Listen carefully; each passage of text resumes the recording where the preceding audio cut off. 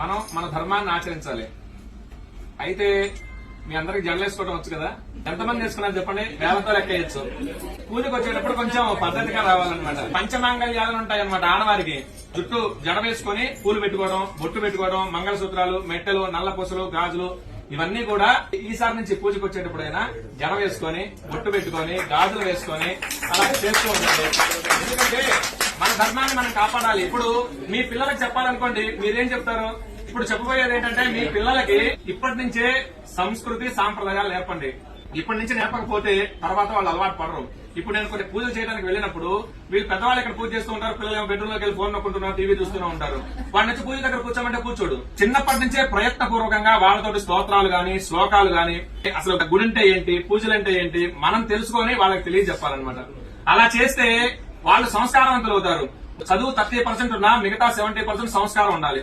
ఆ సంస్కారం వల్లనే చివరి దశలో వాళ్ళు మనం చూసుకోగలిగేది అనమాట.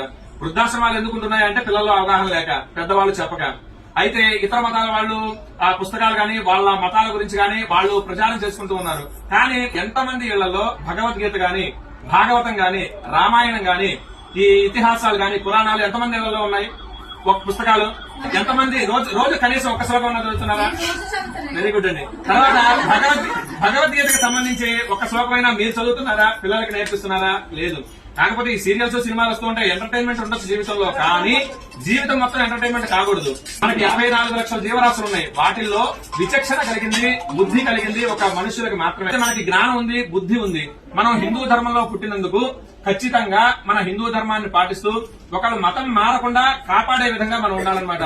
ఇప్పుడు ఎడారి మతం వాడు వచ్చేసి నా మతంలో ఇది ఉంది అని చెప్పినప్పుడు మనం కూడా చెప్పగలగాలిగా.